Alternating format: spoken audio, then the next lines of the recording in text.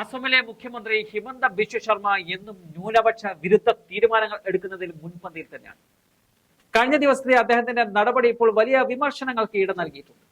സംസ്ഥാനത്തെ 31 ജില്ലകളിലായി 1281 മദ്രസകൾ എന്നേക്കുമായി അടച്ചുപൂട്ടാനുള്ള നടപടിയാണ് ഇപ്പോൾ വിവാദമാകുന്നത്. ഈ മദ്രസകൾ സംസ്ഥാന വിദ്യാഭ്യാസ ബോർഡിന്റെ കീഴിലുള്ള റെഗുലർ സ്കൂളുകളാക്കി സർക്കാർ വിജ്ഞാപനം പുറപ്പെടുവിച്ച് കഴിഞ്ഞിട്ടുണ്ട്. സംസ്ഥാനത്തെ എല്ലാ സർക്കാർ മദ്രസകളും റെഗുലർ സ്കൂളുകളാക്കി മാറ്റാൻ തീരുമാനിച്ച് 2021 ജനുവരിയിൽ അസം സർക്കാർ നിയമം പാസാക്കിയിരുന്നു.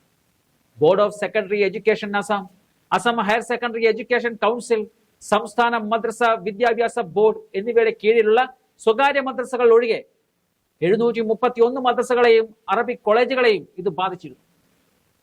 ഈ വർഷം മാർച്ചിൽ കർണാടകയിൽ ഒരു റാലിയെ അഭിസംബോധന ചെയ്തുകൊണ്ട് അസം മുഖ്യമന്ത്രി ഹിമന്ത ബിശ്വ ശർമ്മ എല്ലാ മദ്രസകളും അടച്ചുപൂട്ടാൻ ഉദ്ദേശിക്കുന്നുവെന്നും ഇതുവരെ അസമിൽ 600 മദ്രസകൾ അടച്ചിട്ടുണ്ടെന്നും അദ്ദേഹം പറഞ്ഞിരുന്നു. സംസ്ഥാനത്തെ എല്ലാ മദ്രസകളും ഉടൻ പൂട്ടുമെന്നും അദ്ദേഹം അവകാശപ്പെട്ടിരുന്നു.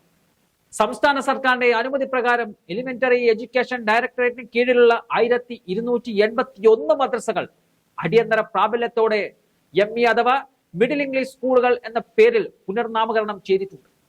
അസമിലെ ഈ തീരുമാനത്തിൽ ന്യൂനപക്ഷ കേന്ദ്രങ്ങളിൽ നിന്നും വലിയ വിമർശനങ്ങൾ വന്നു കഴിഞ്ഞിട്ടുണ്ട്. മുഖ്യമന്ത്രി പറയുന്നത് ബംഗ്ലാദേശിൽ നിന്നും അസമിലേക്ക് കുടിയേറുന്നവർ നമ്മുടെ സംസ്കാരത്തിന് ഭീഷണിയാണ് എന്നതാണ്.